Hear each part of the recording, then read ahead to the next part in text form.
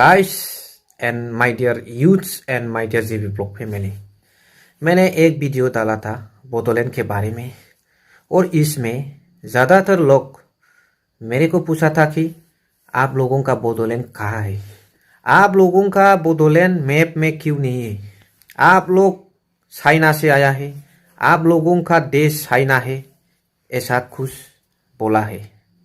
और किसी ने मेरे को ऐसा भी बोला था कि इतिहास काबा है कि आप लोग चाइना से आया है, आप लोग चाइना का आदमी है, ऐसा कुछ बोला है।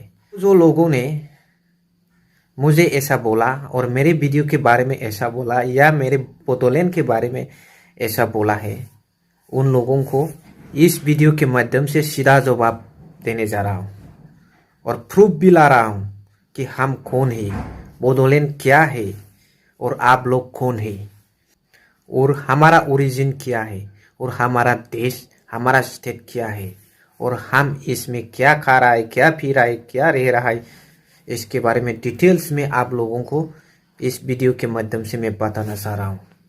वीडियो को अंत तक देखते रहिए। कुछ दिनों पहले मैंने बोडोलैंड के बारे में कुछ वीडियो अपलोड किया था और उस वीडियो में ज़्यादातर लोग मेरे को पूछा गया कि आप लोगों का बोडोलैंड कहाँ है, आप लोग चाइना से आया है, आप लोग उधर वापस जाओ, ऐसा ज़्यादातर लोगों ने मेरे को पूछा और बोला। और किसी ने बोला था कि इतिहास काबा है, आप लोग चाइना का आदमी है, ऐसा कुछ बोला है।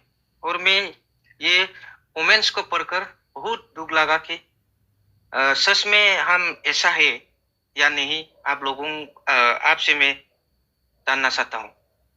क्या इन्फॉर्मेशन आप देंगे इसके बारे में? मेरा हिंदी तो अच्छा नहीं है, हम आसामीज में जवाब देने के लिए कोशिश करेगा अभी। जी जी जरूर। अच्छा, प्रथमे नमस्कार कल करार বাবে। नमस्कार। और লগতে আমার United Tribal Organization of Assam, লগতে মেম্বার অর্গানাইজেশন ইন্টাৰনেশ্যনেল লেণ্ড কোৱালিশ্যনৰ হৈ আপোনাক আন্তৰিক শুভেচ্ছা যাচিলোঁ। Welcome sir, welcome. আপোনাৰ যেনেকৈ কুৱেশ্যন, এইটো ময়ো প্ৰায় কিছুমান চেনেলত দেখিছোঁ। সঁচাকৈ দুখ লগা, মানে কিছুমান মানুহে এই নৰ্থ ইষ্ট ইণ্ডিয়া, অসম বা বড়োসকলৰ বা অসমৰ ইণ্ডিজিনাছ পিপুলৰ হিষ্ট্ৰী নজনাকৈ আবুল তাবুল বকি থাকে।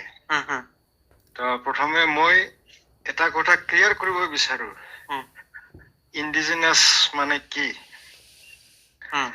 তো ইংলিছত ইণ্ডিজিনাছ, হিন্দীত কয় আদিবাসী আৰু অসমীয়াত কয় খিলঞ্জীয়া। তো অসমীয়াত খিলঞ্জীয়া মানে কি, খিলি উঠা, খিলঞ্জীয়া। আৰু লগতে কি কয় ভূমিপুত্ৰ, আৰু লগত কি কয় সন অফ চইলছ ইংলিছত। তো ইয়াক কাক কয় অসমত? অসমক খালি কাক কয়, যিসকলে 1950 চনত যিমানবিলাক জাতি আছিল, যেতিয়া নেকি ব্ৰিটিছে ভাৰত স্বাধীন হোৱাৰ পিছত, যেতিয়ালৈকে ভাৰত চৰকাৰ গঠন হোৱা নাই, ইলেকশ্যন নোহোৱাৰ আগতে ইয়াক আমাক ডিক্লেয়াৰ কৰি গৈছে ব্ৰিটিছ চৰকাৰ আৰু ভাৰত চৰকাৰ একেলগে হয়। যিসকলক 50 চনত ডিক্লেয়াৰ কৰিছিল ST হিচাপে, ইহঁতে হ'ল অসমৰ অৰিজিনেল ইণ্ডিজিনাছ পিপল। আৰু হিষ্ট্ৰী লগতে এতিয়াও কয় বোলে one of the largest indigenous community হ'ল বড়ো। আমাৰ যেনেকি বড়ো কছাৰী, আমাৰতো বহুত জাতি আছে না বড়ো কছাৰীত, ধৰক ডিমাচা, লালুং, ইফালে আমাৰ বৰ্মনছ, আৰু এইফালে সোণোৱাল, বড়ো কছাৰী, এইবিলাক চব আমি একে ব্ৰাঞ্চৰ হয়। তো ইহঁতে এবাৰ পঢ়িব লাগে, মানে হিষ্ট্ৰীবিলাক ভাল কৰি অধ্যয়ন কৰাটো ভাল এনেকুৱা কমান কৰাৰ আগত। কাৰণ ইহঁতে যদি চাই, আচ্ছা, 1826 চনৰ যেনেকি ইয়াণ্ডাবু সন্ধি, the Treaty of Yandabu, 1886, তাৰ আগত এই নৰ্থ ইষ্ট ইণ্ডিয়াটো ভাৰতবৰ্ষৰ লগত চামিল হোৱা নাছিল। এইটো সন্ধি হোৱাৰ পিছতহে এই গোটেই নৰ্থ ইষ্ট ইণ্ডিয়াটো, অসম তথা গোটেই নৰ্থ ইষ্ট ইণ্ডিয়াটো ভাৰতৰ এটা অবিচ্ছেদ্য অংগ হৈছে। আৰু ইয়াক কোনে কোনে স্বীকৃত কৰিছিল এই সন্ধিটো? ব্ৰিটিছ, আহোম আৰু বাৰ্মিছসকল। আৰু যদি আমি বাৰ্মিছ সকল ইহঁতে চুক্তি কৰিলেও ইয়াতে মানে মেইন ৰোলটো লৈছিল আমাৰ আহোমসকল। তো এতিয়া আমি যদি আহোমসকলৰ বেকগ্ৰাউণ্ডটো চাওঁ, তেখেতসকলে আহোমসকলে 1200 তথা 1300 চনতহে এই অসমত আহিছিল, নৰ্থ ইষ্ট ইণ্ডিয়াত ম্যানমাৰ হয়। এই সময়ত ম্যানমাৰটো বাৰ্মা আছিল। আচ্ছা। তো এইবিলাক কথাবিলাক আপোনালোকে অলপ চালি জাৰি চাওক, অলপ ষ্টাডি কৰক, যিসকলে নাকি এইটো আমাক বড়োসকলক বা ইয়াত থকা ইণ্ডিজিনাছক চাইনাৰ পৰা অহা, কৰবাৰ পৰা অহা বুলি কোৱা সকলে অলপ অধ্যয়ন কৰিব লাগে। তাৰপিছত কথাটো হ'ল, যেতিয়া নেকি আহোমসকল আহিছিল অসমত, সেই সময়ত অলৰেডি বড়ো ৰজা আছিলে। এইবিলাক সব আমাৰ উদাহৰণ আছে। ইহঁতে আহোমে খালি 10,000 মানুহ লৈ আহিছিল সেই সময়ত। তো ইয়াত যেতিয়া নেকি আমাৰ বড়ো ৰজা আছিল, মিচিঙৰ ৰজা আছিল, কাৰ্বি ৰজা আছিল, নাগা ৰজা আছিল, সেই সময়ত ইহঁতৰ লগত লগ হৈ ইহঁতৰ পপুলেশ্যনটো এতিয়া বাঢ়ি বাঢ়ি গৈ 70-80 লাখ হৈ আছে এতিয়া বৰ্তমান। তো এতিয়া কথাটো হ'ল, যিসকলে নাকি আমাক কৈ থাকে বোলে আমি চাইনিজৰ পৰা আহা, একচুৱেলি তেখেতসকল অসমৰ কোনোদিন আদিবাসী নহয়। অসমৰ আদিবাসী হ'ল আমি। তেখেতসকলে বিহাৰ, উৰিষ্যা বা বেলেগ বেলেগ ষ্টেটৰ হ'ব পাৰে, কিন্তু নৰ্থ ইষ্ট ইণ্ডিয়াৰ ইহঁতে কেতিয়াও আদিবাসী নহয়। আৰু হিষ্ট্ৰীত যদি আমি চাওঁ, ইহঁতক ক'লেহে বেয়া পায় তেখেতসকলে, কিন্তু অসম চৰকাৰেও ইয়াত উল্লেখ কৰা আছে যে টি ট্ৰাইবছ বুলি। ইহঁতে অসমৰ আদিবাসী নহয়, আৰু ইহঁতে অসমত টি ট্ৰাইবছ হিচাপে বেছি জনাজাত। তো ইহঁতক কোনে আনিছিল? ইহঁতক আনিছিল ব্ৰিটিছে।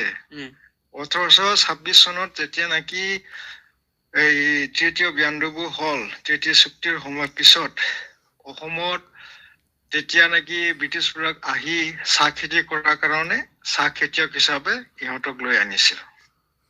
তো ক্লিয়াৰিফিকেশ্যনটো সেইটোৱে, মানে বড়োসকলটো আগৰ পৰাই আছে, আমাৰ চিকনাথ জাহলাও, বীৰ দৈমালু, এইবিলাক হিষ্ট্ৰী আছে। হয়, তো এইবিলাক তেখেতসকলে চাই লওক। মই নামটো ক'ব নালাগিছিল, তথাপি মই কোৱাৰ কাৰণে বাধ্য, যিহেতু মই ক্লিয়াৰিফিকেশ্যন দিছো। আচ্ছা। এই 50 চনত যি নেকি ST হিচাপে ডিক্লেয়াৰ কৰিছিল ইণ্ডিজিনাছক, তাত কিয় চাওতাল বা উৰাও ইহঁতৰ কিয় নাম উল্লেখ কৰা নাই? সেই সময়তো তেখেতসকল আছিল অসমত, কিয়নো তেখেতসকলে 1826 চনৰ পিছৰ পৰা ব্ৰিটিছসকলে তেখেতসকলক আনিছিলে।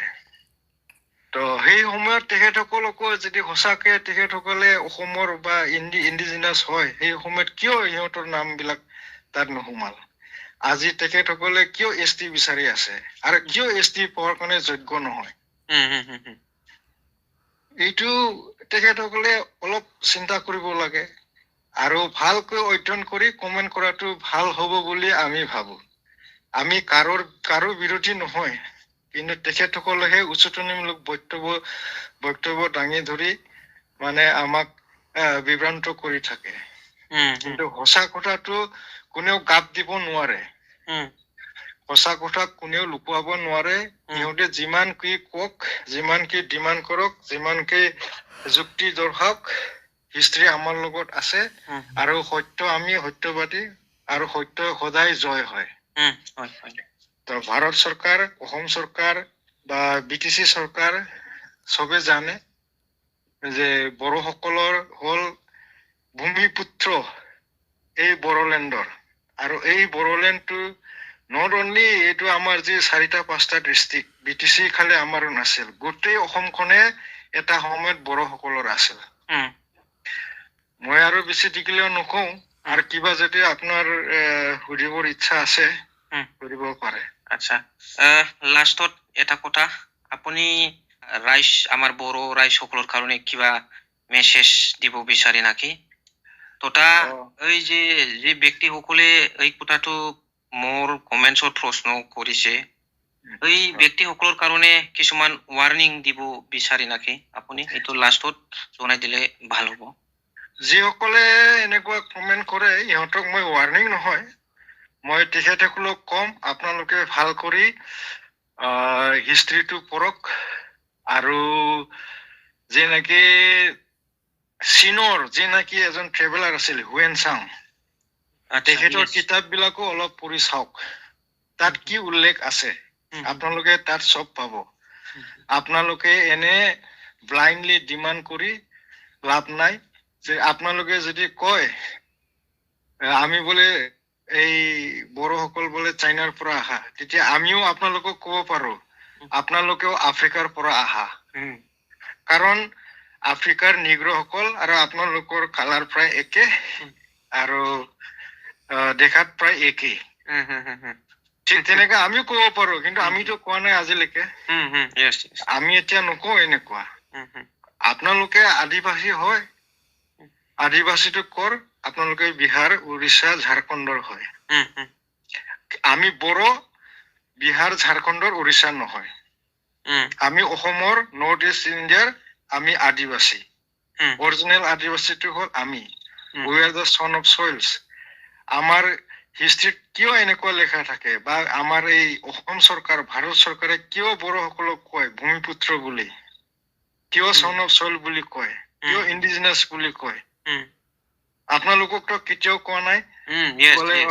নৰ্থ ইষ্ট ইণ্ডিয়াৰ সন অফ সইলছ বুলিতো কোৱা নাই, অসমৰ সন অফ সইলটো কেতিয়াও নকয়।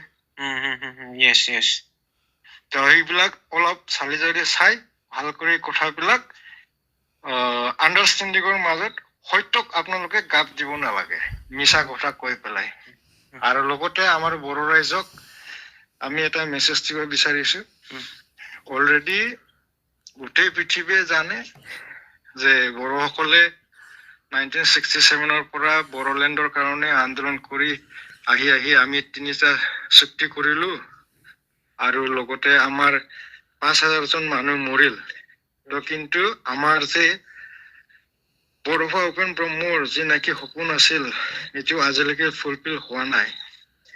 সেয়েহে এতিয়াও বহুত সংগঠন, ইউটিঅ, আমাৰতো ইউটিঅ কয়, ইউনাইটেড ট্ৰাইবেল অৰ্গেনাইজেশ্যন আছাম, লগতে কিছুমান সংগঠন আছে যেনে all Bodo ex volunteer force, আৰু কিছুমান সংগঠন আছে, চবে মানে আমি এই একেটা কাৰণতে লাগি আছো। হয়তো অলপ 1-2 বছৰ পিছত আমি এটা ভাল খবৰ পাব পাৰো।